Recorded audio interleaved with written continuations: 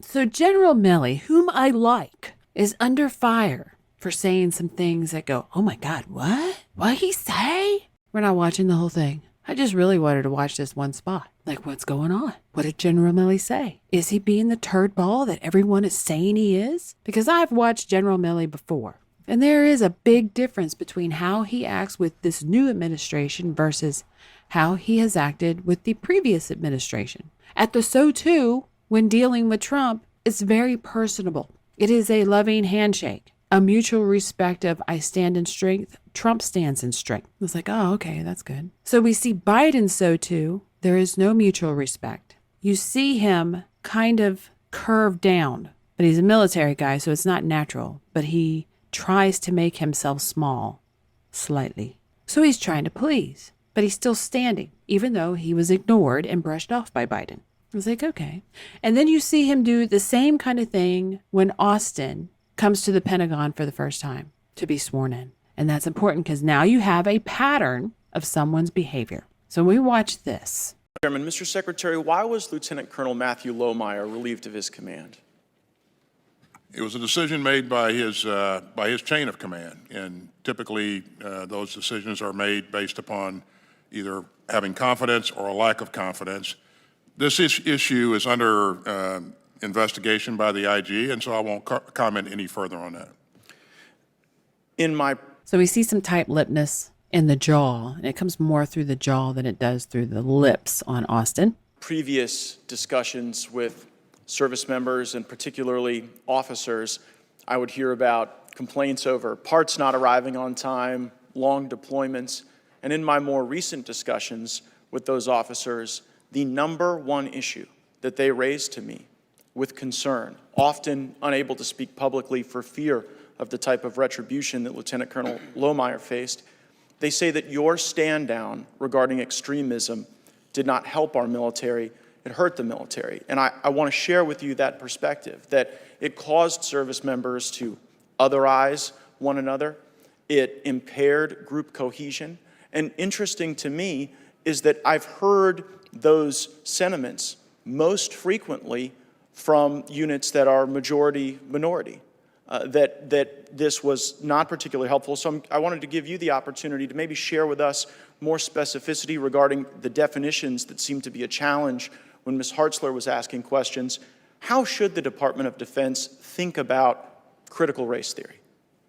Could I make a comment, Secretary? I'm sorry. Well, I'm very limited on my time, General Milley. Well, I just want to make a comment. The feedback I know, but I've asked the question to Secretary Austin.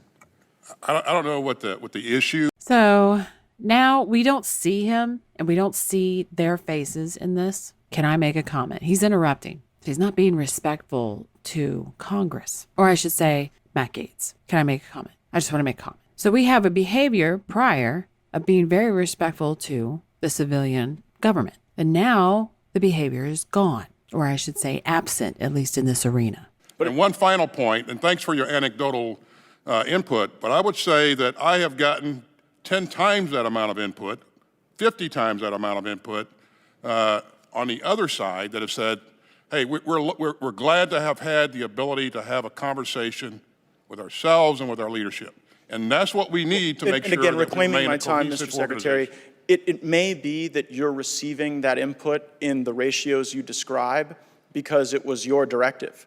It may be that people are concerned about criticizing your decision because Lieutenant Colonel Lohmeyer was not relieved of his command for his actions. He was not relieved of his command because of poor performance regarding his duties. He was relieved of his command precisely because of his thoughts and because of his critique of critical race theory. It is particularly helpful that you have said that the Department of Defense does not embrace critical race theory and that you think the discussion is not appropriate. I would suggest that it is the ideology that is not appropriate, and it is particularly concerning to me that you have hired a critical race theorist to give you advice on personnel matters, and that person is Bishop Garrison. And I would particularly observe that on July 27, 2019, Bishop Garrison tweeted regarding former President Trump, he's dragging a lot of bad actors out into the sunlight, normalizing their actions. And here's the relevant part. If you support the president, you support that. There is no room for nuance in this. There is no more but I'm not like that talk. And then he replies to his own tweet with what seems to be a very ethno-nationalist hashtag, hashtag Black44.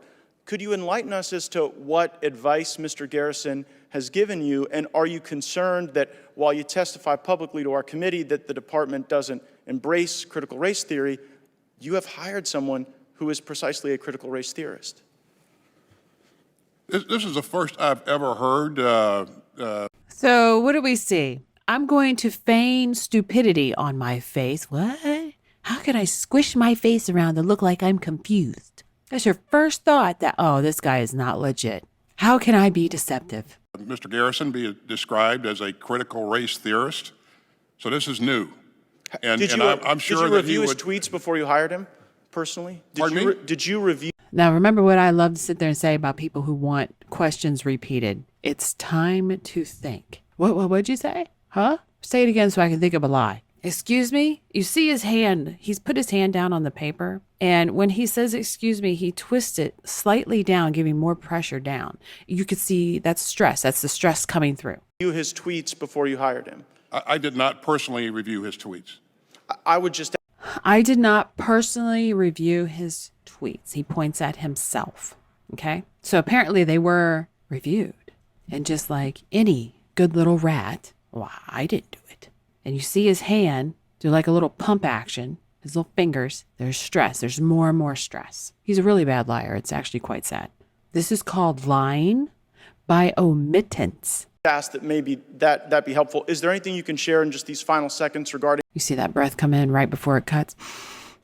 Because he's getting increasingly stressed. Any advice he's given you? Let me just share one other thing that you brought up, Congressman, about the input that comes to me. You know, I trust my leadership from top to bottom that they will give me fair and balanced and unvarnished input.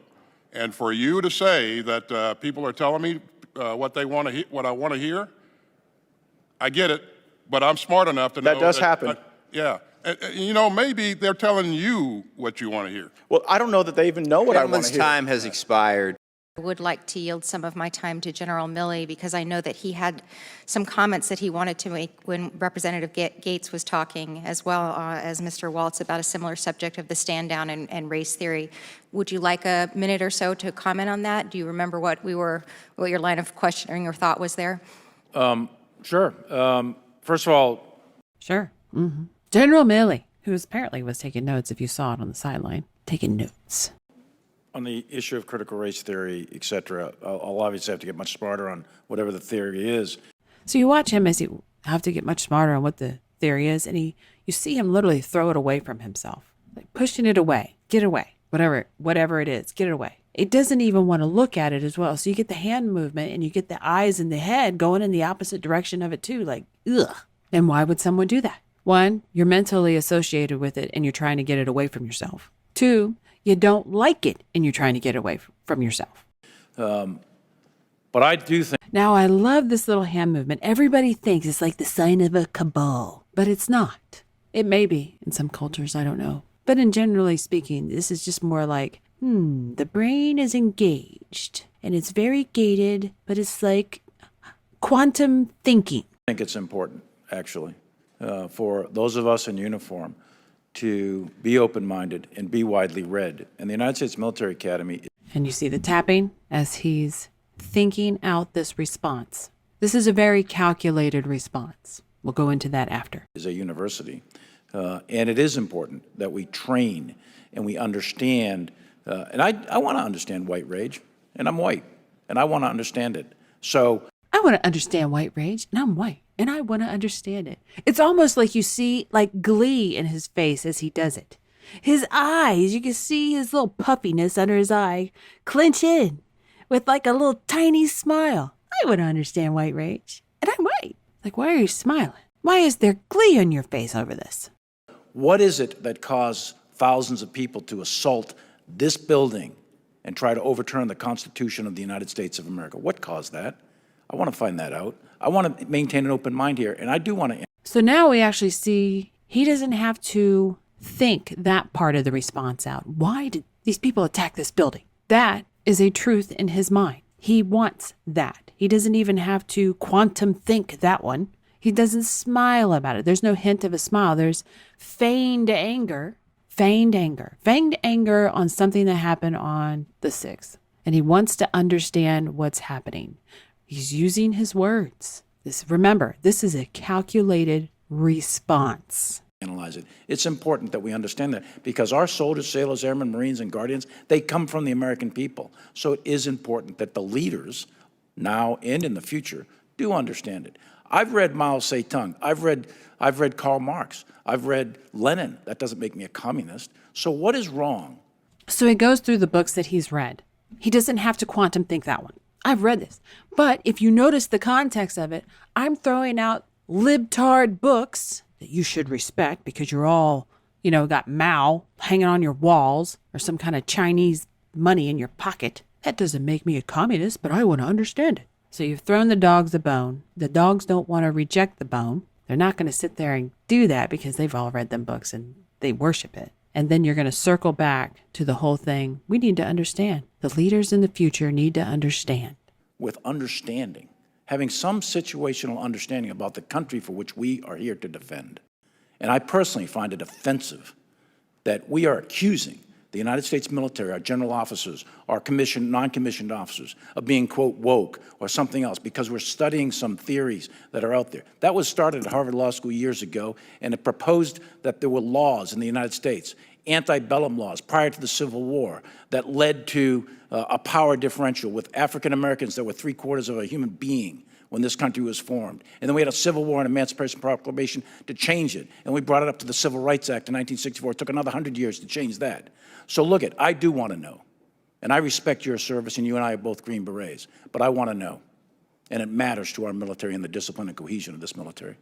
And I thank you for the opportunity to make a comment on that. Thank you, General. Changing. So he's made his speech, and I want to know. I want to know. So he's now libtard ally, Wokian junkie, who reads communist books and says it doesn't make him a communist. He's now fully been accepted into the Cabal Hall of Fame. Via greed, via survival, via power hungry, we don't know. We just know this is not his personality. If you'd like to learn more about analysing body language, there is a video course available on Mandy's website for Gold subscribers, where Mandy teaches more about her techniques of deception detection. There's also other content such as the Crime series and Interesting Minds series, available to both Gold and Silver subscribers. If you like it, please share and subscribe. Thanks for watching.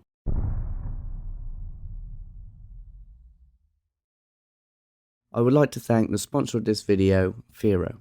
Fero is one of the few cryptocurrency projects that I respect. Unlike most other cryptocurrencies, Fero is focused on safeguarding your financial privacy without compromising on trustlessness, which means no third parties are required, and transactions are private by default. Fero also has an exciting roadmap to look forward to. Features such as Instant Send, where payments can both be sent and confirmed within seconds.